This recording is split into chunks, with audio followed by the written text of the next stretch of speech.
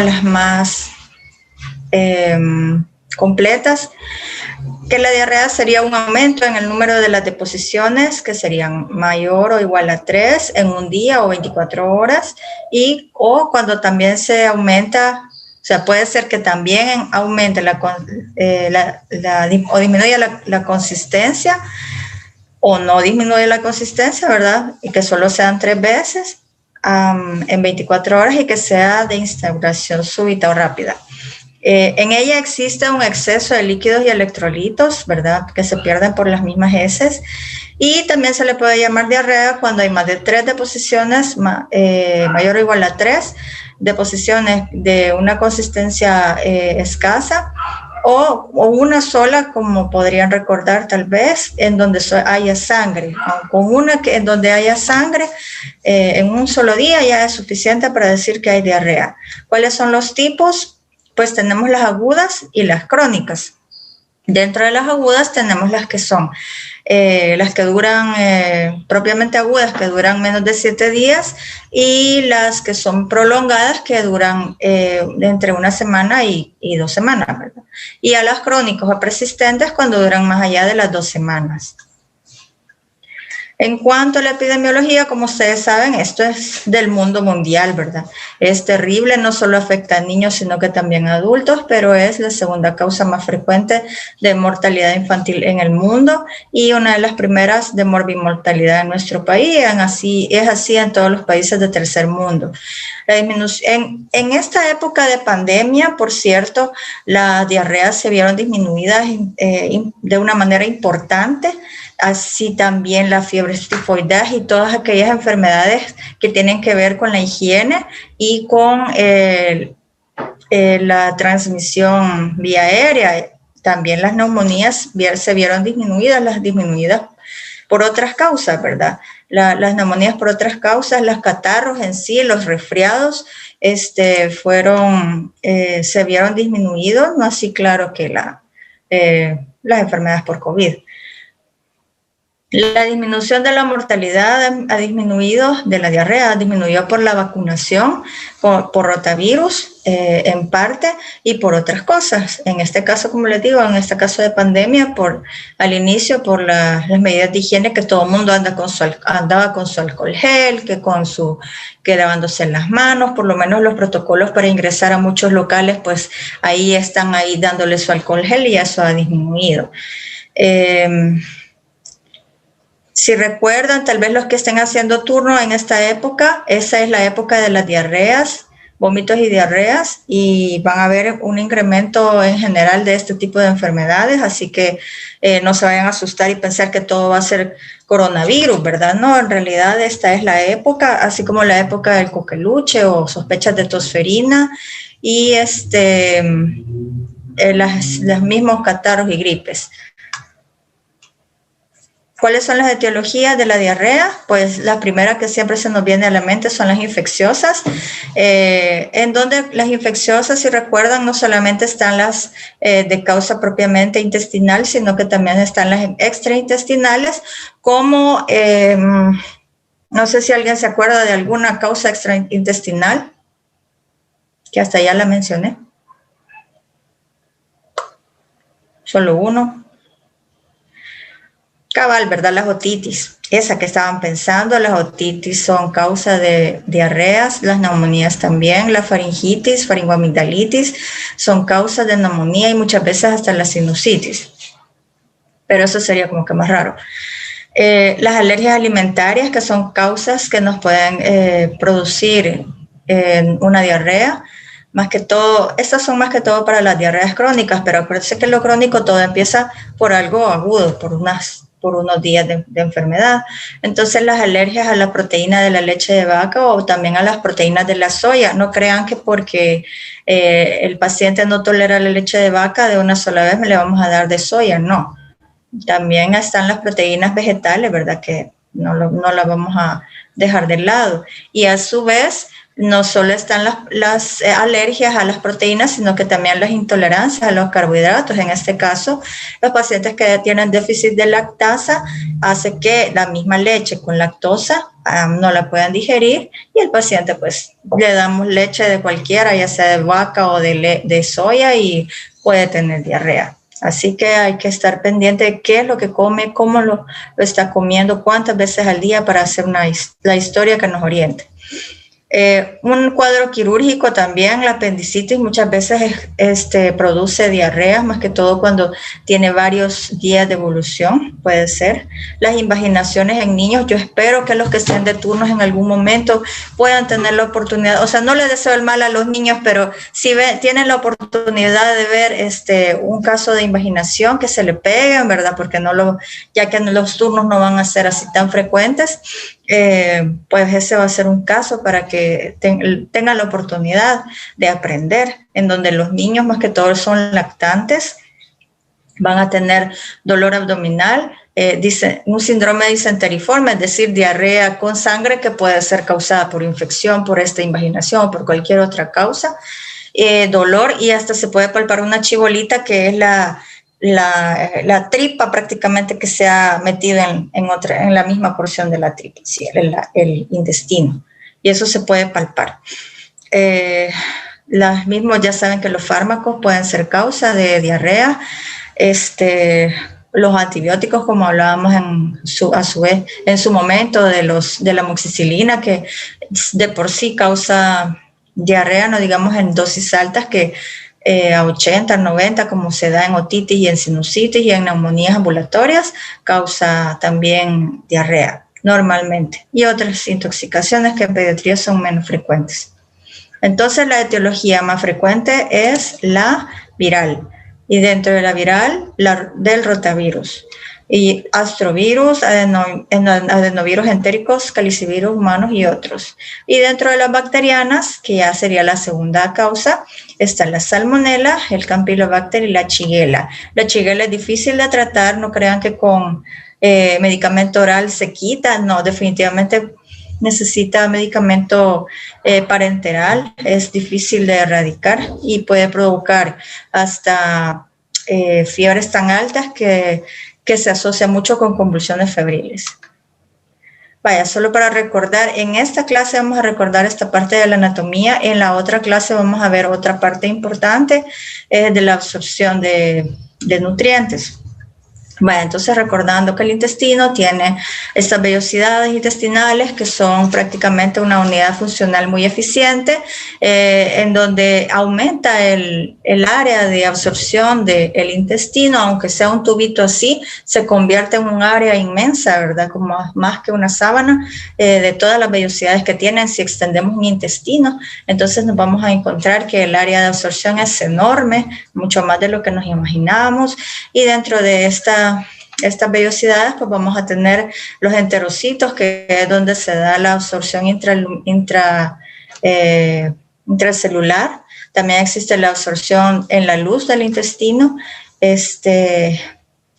y la adaptación de esta vellosidad intestinal según la ocasión pues es interesante. En embarazadas, en pacientes que han tenido resección intestinal, las vellosidades crecen, se hacen más largas y más eficientes, y también se pueden acortar cuando hay diarreas u otras patologías. La parte de la secreción se da en esta parte de abajo, y en la parte de arriba se da la absorción. En cuanto a la fisiopatología, pues tenemos que las diarreas pueden ser debidas por un aumento en la secreción o una disminución en la absorción, principalmente en el intestino delgado, que es donde se dan todas estas absorciones y secreciones. Cuando es un aumento de la secreción es porque hay alguna agente que está produciendo que el paciente secrete más. Recordemos esta parte que dijimos que la secreción se da aquí en las criptas, en las partes de abajo. Entonces, se ven involucrados muchas veces toxinas bacterianas como la E. coli enterotoxígena, y va a hacer que se estimule la secreción de agua y además, por supuesto, de electrolitos. Cuando hay una disminución de la absorción, el enterocito en la parte de arriba se daña y ya no puede haber una absorción adecuada, y en este, por ejemplo, que se destruye la vellosidad, puede estar involucrado el rotavirus. Dentro de las manifestaciones clínicas podemos ver según el patógeno infectante o según la complicación. Entonces puede ser muy variado, desde simplemente la diarrea sin otra manifestación o con fiebre, vómitos, náuseas, dolor abdominal, inapetencia o que para nosotros en pediatría se llama pobre ingesta.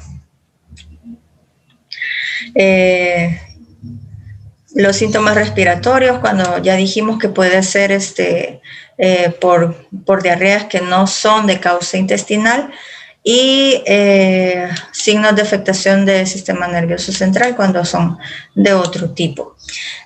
Solo para recordar, esto lo pueden ver en la tabla esta 341 a la 344 de Nelson. Solo para recordar, el doctor Franklin dijo que tenía que tener la cámara encendida. Entonces yo estoy grabando, estoy tomando capturas para que sepa quiénes son, ¿verdad? Entonces no quiero ponerles el dedo, pero bueno, ya estuvo. Vale, sí me gusta. El diagnóstico puede ser clínico, puede ser principalmente, pero a veces necesitamos de la ayuda de otras cosas, ¿verdad? Necesitamos en otros casos exámenes, y pueden ser exámenes sencillos como exámenes de laboratorio, química o hematología, o cultivo, ¿verdad? Microbiología. Cuando la diarrea, estamos hablando de diarrea, normalmente estamos hablando de un proceso autolimitado, ¿verdad? Generalmente, en donde el diagnóstico es clínico. Haciendo una buena anamnesis podríamos tener el diagnóstico. Si fuera, quizás ustedes la visión que tienen es que la mayoría de los niños que llegan al hospital se ingresan, pero lo que pasa es que ahí en el hospital llegan los que están más deshidratados, los que las mamás ya ven que ya no, pues que ya no hayan que hacer, los que llegan referidos y ya los estuvieron tratando, pero en la vida real la mayoría de las diarreas se tratan de manera ambulatoria y sin exámenes. Claro, si ustedes van al pediatra particular, obviamente les va a dejar sus exámenes, examen de esto, del otro y del otro y del otro, ¿verdad? Pero lo que sí que necesitamos descartar otras cosas. Una IBU, acuérdense que también es una causa de diarrea. Así que dependiendo de lo que encontremos en el paciente, así va a ser nuestra orientación para los exámenes. Los exámenes tienen que ser una herramienta que nos ayude y no pedirlos a lo loco, porque si no nos va a confundir. Entonces, ¿cuál sería la consecuencia más importante que va a condicionar el diagnóstico del tratamiento de la diarrea en el paciente? Es la aparición de la deshidratación, ¿verdad? Esto es lo que más tenemos que evitar y lo que podría ocurrir en algún momento. Evitemos la deshidratación y si no, pues ya apareció, tratémosla. En cuanto al diagnóstico clínico de la evaluación de la deshidratación, acuérdense que existen 3 grupos: los que tienen una deshidratación leve o que no tienen deshidratación, que han perdido menos del 3% del peso corporal total, los que ya tienen una deshidratación moderada, que tienen del 3 al 9% de pérdida de peso corporal total, y la deshidratación grave, que puede ser hasta más del 9% de la pérdida del peso. Esta tabla siempre hay que tenerla en cuenta, ¿verdad? Acuérdense que los porcentajes pueden cambiar entre lactantes y niños mayores. Los lactantes tienen una deshidratación leve con una mayor pérdida de peso corporal total, pero así como que por un poco porcentaje.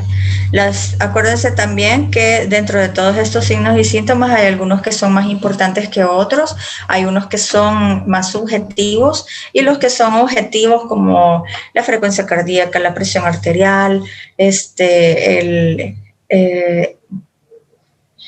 la diuresis, el peso, eso nos va a hacer que la evaluación sea más fiable, porque cualquier examinador va a tener los mismos parámetros y prácticamente las mismas medidas. En cambio, hay otras que son más subjetivas, como decir las ojeras, como decir, a veces el llenado capilar puede ser un poco subjetivo, y o la turgencia cutánea. Entonces hay algunos parámetros que van a tener un poco menos validez. Pero siempre los datos más fiables son los que son cuantificables, y en este caso la pérdida de peso es el mejor método que podemos tener. Pero ¿qué pasa con los pacientes que llegan al hospital? O sea, con ellos no tenemos un peso previo en el que nosotros podemos decir, ha perdido tanto. Entonces, lo que vamos a hacer es que, como no tenemos un peso previo, a la hora de estar hidratando al paciente, vamos a tener que aprovechar para ver cuánto ha aumentado con lo que nosotros le estamos introduciendo de líquido, ¿verdad? De vía oral o por vía parenteral. Y ya con eso nos podemos hacer una idea de lo que el paciente ha perdido. En este caso, de lo que el paciente está ganando. Entonces, los datos fiables pueden ser el llenado, la turgencia, la alteración del patrón, la frialdad, la ausencia de lágrimas y el pulso débil. Los menos fiables, las mucosas, los ojos hundidos y la fontanela deprimida. ¿Por qué? Porque algunos pueden decirle, está deprimida, está medio deprimida, está más o menos. Vale, los signos que habíamos visto la vez pasada en estos carteles eran algunos que se podían pues apreciar mejor que otros. Teníamos, por ejemplo, el caso más grave siempre es el de este paciente de la esquina inferior derecha, ¿verdad? Que se le nota que sí está mal. Aquí le han dibujado el signo del pliegue para que se note mejor, ¿verdad? Pero sí, ese es el que se ve peor de todos. El mejor es este de arriba de este paciente, y así los otros, ¿verdad? Ese paciente sí realmente está deshidratado, y sí se le puede ver con la mirada alerta que tiene, con las ojeras, y sí demostraría deshidratación. Claro, esto lo estamos viendo así como telemedicina, ¿verdad? Que solo lo podemos ver, pero no lo podemos estar tocando.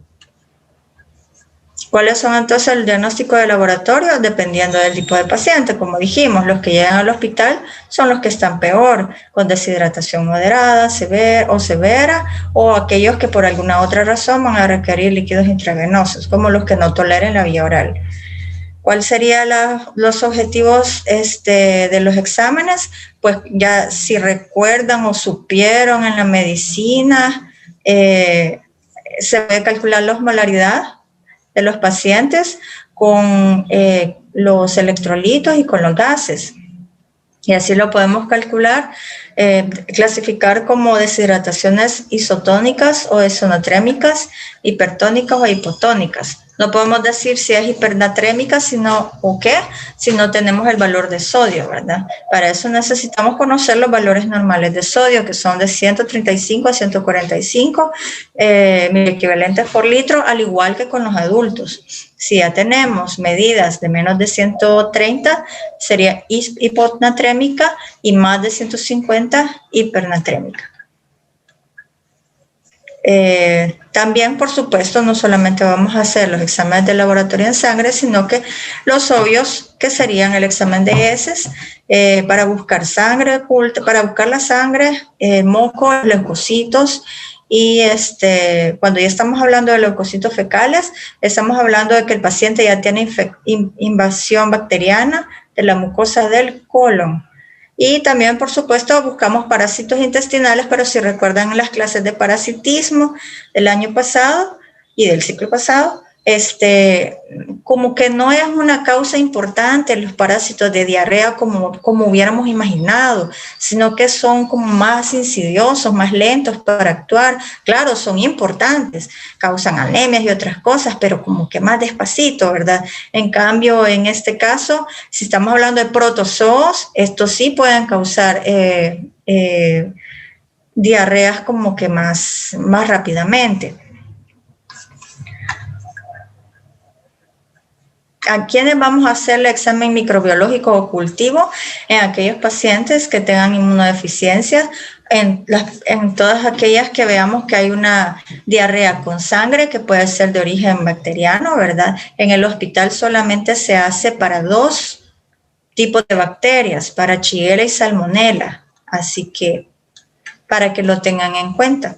No hay para E. coli enterotoxígenas y todas esas E. coli ni otra cosa. Se dice que para los ingresos hospitalarios se tiene que hacer cultivo, pero en realidad no es necesario para todos los pacientes, hay que ver para quiénes. Cuando tengan un diagnóstico dudoso, ¿verdad? Pues les podría ayudar. Para las diarreas prolongadas, en donde ustedes están pensando tal vez en una shigella, las sospechas de toxinfección alimentaria, en cuyo caso tal vez no le podría ayudar el cultivo del hospital, sino que los otros cultivos particulares que tienen una gama más amplia de bacterias que buscar. Entonces, ¿cuál es el tratamiento de las diarreas agudas en general? El suero oral. Bueno, y las crónicas también para evitar la deshidratación. El suero de rehidratación oral, que es principal tratamiento para los niños con diarrea para prevenir o tratar la deshidratación. Este es un apartado de recomendación importante con nivel de evidencia A, en donde en resumen menciona que lo más importante para los pacientes es el tratamiento de la diarrea con sueros para evitar la deshidratación. Y cuando utilizamos soluciones que lleven sodio más reducido, a menos de 90, alrededor de 70-75, entonces 1000 equivalentes por litro, estamos hablando de que es una mejor manera para prevenir y tratar la deshidratación. Y por eso se sacó el de 90, porque además de que el paciente no se lo tomaba, ¿verdad? ¿Para qué? O sea, era imposible rehidratarlo así. Le daba menor frecuencia de vómitos que cuando se le da, con el de 90 da más frecuencia de vómitos que con el de 75. ¿Por qué? Porque si, de hecho tomar sal o tomar bebidas muy saladas induce el vómito y el paciente pues no le estamos ayudando de esa manera. Esta es la composición del suero de la OMS, la que se tenía antes y la que se tiene desde 2002, que es la que necesito que se aprendan. Glucosa, la de glucosa tiene 75 milimoles litro o miliequivalentes, que es lo mismo. De glucosa, milimoles litro, sodio de 75 también miliequivalentes litro, potasio de 20, que eso no cambió, cloro antes era de 80, pero como le bajaron al sodio, también tiene que bajar el cloro, tiene que ser de 65, la base siempre es de 10 y por tanto la osmolaridad ha bajado a 245.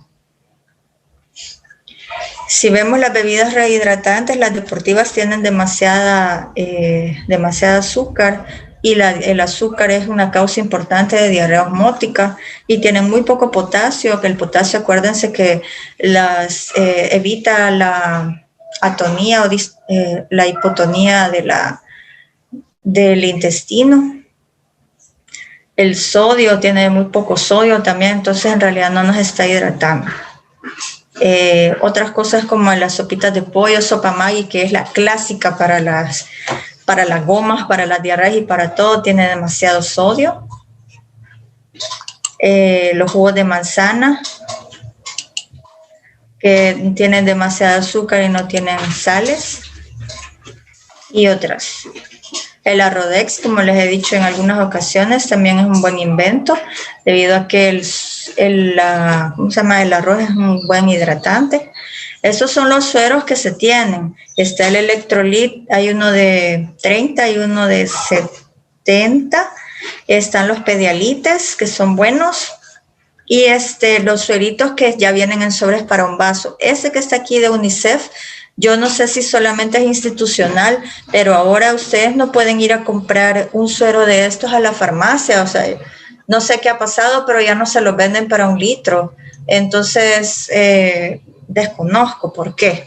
Pero yo fui la semana pasada a comprar de este suero, a buscar de estos sueros.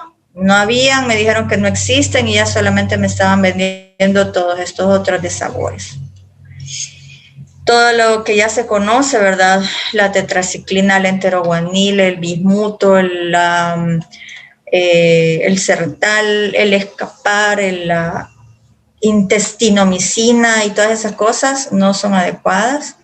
La tetraciclina, para empezar, no es adecuada para niños y no es para las diarreas que, por ejemplo, por amibas. ¿Qué le va a hacer la tetraciclina? Nada, no le va a hacer absolutamente nada. El Gatorade ya dijimos que no, la gaseosa menos, peor, y así. Para tratarlo, hoy sí vamos a ver bien estos cuadros. Para la deshidratación tenemos que ver si es una deshidratación. Para rehidratar hay que ver la deshidratación, si es leve, moderada o severa. Aunque sea una deshidratación hipertónica, isotónica o hipotónica, siempre empezamos la hidratación con la misma cantidad de sodio. Después hacemos las correcciones. Pero si el paciente llega deshidratado, en el momento, no, aunque tenga 180 de sodio, vamos a tener que hidratarlo con la misma cantidad que cualquier otro paciente. Por ejemplo, la deshidratación leve. Vamos a ver que vamos a tener dos tipos de pacientes, los que pesan menos de 10 kilos o que prácticamente tienen de 1 año para abajo, lactantes menores. Siempre acuérdense de estas cosas, tenganlas anotadas porque se las tienen que aprender. ¿Quiénes son lactantes menores, mayores? Y más o menos cuánto pesan a ciertas edades. Menos de 10 kilos y más de 10 kilos. O prácticamente menos de 1 año, más de 1 año. Para los menores de 10 kilos, de 60 a 120 ml por vía oral, ¿verdad? Tomadito, por cada deposición o vómito que el paciente tenga. Y si tiene más peso, pues ya le damos un poquito más, 120 a 140 por cada deposición o vómito de sales de rehidratación oral. La manera de la Asociación Española de Pediatría no la vamos a ver para no confundirlos, pero lo que sí es importante es que hay que dar 5 ml, más o menos, o sea, una cucharadita. En este caso, ya no importa que no sean cabales los 5 ml, ¿verdad? Sino que puede ser una cucharita de las que están en la casa, porque no estamos hablando de medicamento en sí que necesita por kilo de peso, sino que más que todo es el suero que necesitamos dárselo en pequeñas cantidades, puede ser hasta con gotero, puede ser con algo que sea pequeñito. Pues en este caso, yo en mis grupos de tutoría les explico que cuánto es 5 ml, 10 ml, una cucharadita, todo esto, pero en este caso sí, puede ser una cucharita de comer y se le da una cada 2 o 3 minutos con la intención de que vaya despacio, de que lo puedan tolerar y que se le vaya quedando en la pancita, ¿verdad? Luego tenemos la deshidratación moderada, en donde vamos a tratar la deshidratación inicial más las pérdidas que va teniendo. Entonces, vamos a calcular de 50 a 100 parejo por cada ml por kilo, pues por 4 horas. O sea que esta evaluación lo vamos a llevar para 4 horas. De 50 a 100 ml de suero por kilo de peso por 4 horas. O prácticamente 25 ml por kilo por cada hora, que es lo mismo, ¿verdad? Pero le vamos a ir agregando las pérdidas que tiene el paciente. O sea, si el paciente vomitó, le vamos a dar más o menos 120 ml por cada deposición o vómito. O sea que vamos a traer de cola lo de la diapositiva anterior. Entonces, el paciente, digamos, 25 ml por kilo y pesa 10 kilos, le vamos a dar 250 ml en 1 hora. Entonces, imagínense que es más o menos una taza. Una tacita le tenemos que dar en 1 hora, se la podemos dar despacito. Pero si vomita, a esa taza hay que agregarle otros 120 o media taza más, que es lo mismo, más más lo que pueda seguir perdiendo. Si vuelve a tener otra deposición, le vamos a agregar otra media taza y así vamos a estar. Entonces, al final, imagínense que se nos hace 1 litro o 2 litros de todas las pérdidas que va teniendo y ustedes en 1 hora no han podido darle esos 2 litros, imposible, ¿verdad? Entonces, esos pacientes al final van a fracasar en estas 4 horas y antes de que eso suceda, mejor nos pasamos a otra vía. Pero siempre la vía oral es la principal con la que vamos a iniciar y es la mejor vía para hidratar. Bueno, entonces, si el paciente no tolera, vamos a se prefiere la sonda nasogástrica para continuar con la vía oral, porque siempre mientras más se utilice la vía enteral, mientras más se utilice el estómago y el intestino, mejor. ¿Por qué? ¿Cuándo no vamos a utilizar la vía oral o la enteral? Cuando el paciente esté chocado, cuando ya haya deshidratación severa, cuando tenga alteración de la conciencia, cuando haya una sospecha de un cuadro quirúrgico abdominal, cuando haya vómitos o deposiciones persistentes o abundantes, como el caso que les explicaba, ¿verdad? Que ya no podemos alcanzar a ese paciente con todas las deposiciones que ha tenido o vómitos. Y en la severa, pues al paciente ni modo le toca hacer pasar a la vía intravenosa, en donde le vamos a dar soluciones isotónicas, que sería solución salina normal o Harman, que es lo mismo que el lactato de Ringer, 20 ml por kilo intravenoso. En este caso, según el Nelson, solo se le da una vez, una carga de 20 y después se pasa a la vía oral. Claro que esto se tiene que evaluar. Muchos de nuestros pacientes necesitan 2, 3 cargas y ya no podemos pasar a la vía oral tan rápidamente porque no lo toleran. A veces los estamos hidratando vía intravenoso y siguen vomitando. Entonces, en esos casos, pues, no hacemos exactamente esto.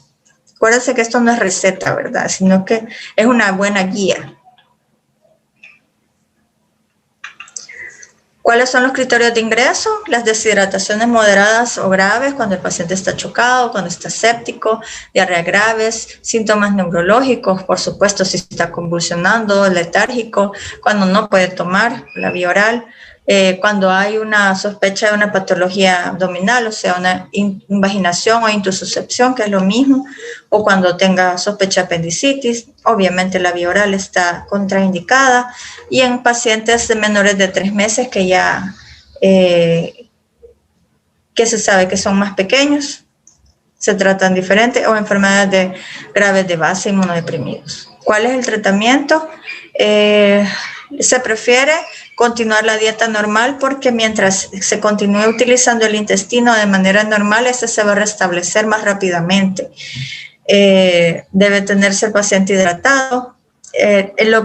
Lo que sí tratamos de hacer es no mantener a los pacientes en ayuno por más de 6 horas. Siempre, aun cuando los metemos con líquidos, tratamos de iniciar la vía oral por lo menos a las 4 horas. Se evitan las leches diluidas o suspender los lácteos. A veces dicen que los lácteos les pueden dar más diarrea, pero eso es mentira, ¿verdad? No es cierto, a menos que ya haya algo de base. Y si le da leche diluida, la razón sería para que disque no le haga daño, pero lo que está haciendo ahí es que le está disminuyendo el aporte calórico. O sea, no tiene ningún sentido. Debe evitarse los alimentos grasos, ¿verdad? Porque ya acuérdense que a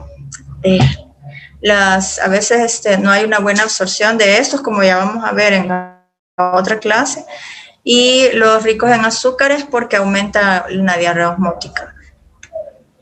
Los alimentos que son astringentes y que nos pueden ayudar con la diarrea son los granos, ¿verdad? Hay frutas como los plátanos, los guineos, las manzanas, que nos pueden ayudar a disminuir la diarrea. Los carbohidratos complejos, no los carbohidratos simples como la gaseosa, eso no. El agua de arroz, que es magnífica y maravillosa, perfecta, es lo máximo. El suero casero que hay que aprender a hacer, ¿verdad? 1 litro de agua hervida o agua cristal si quieren, vaya, por decirles algo. No se van a poner a hervir el agua cristal ya está bien para tomar. Una cucharadita rasa de sal de la cuchara de la cocina, es así, cucharita. 8 cucharaditas de azúcar, una pizca de bicarbonato si tiene y unas gotitas de limón si tiene. Ya con eso hacen su suero casero. Aquí están los diferentes planes. Ya saben que los antibióticos están contraindicados a menos que se sospeche una patología o se evidencie una patología bacteriana. Los antieméticos, pues obviamente están súper contraindicados, ¿verdad? O no recomendados. El zinc, se dice que se les da zinc a los niños con diarrea, pero más que todo niños pobres que se supone que tienen carencia de ese elemento, por 10 a 14 días a razón de 10 a 20 miligramos por día. quiero terminar la clase para meternos solamente ya a la nueva clase en unos 5 minutos. El zinc que ya habíamos hablado, los probióticos y los prebióticos. Los probióticos que son este tipo, el rasecadotilo que no es un probiótico, pero nos ayuda un montón. La prevención que es, ya la saben ustedes, la limpieza y la higiene y ya. Bueno, en 5 minutos nos volvemos a conectar para la otra clase. Y ahí me dicen si tienen dudas, porque yo